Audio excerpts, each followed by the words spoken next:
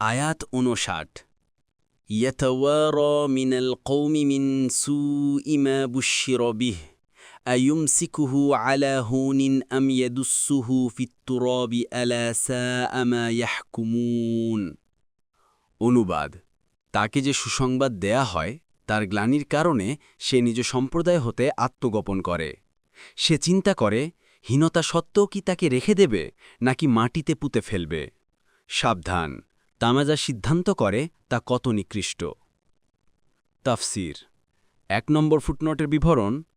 মুগিরা ইবনে শুবা রাদিয়াল্লাহু আনহু বলেন, রাসূলুল্লাহ সাল্লাল্লাহু আলাইহি ওয়াসাল্লাম অযথা মানুষের গায়ে পড়ে কথা বলা ও মতভেদ করা, বিনা প্রয়োজনে অধিক প্রশ্ন করা, অনর্থক ধনসম্পদ নষ্ট করতে নিষেধ করেছেন।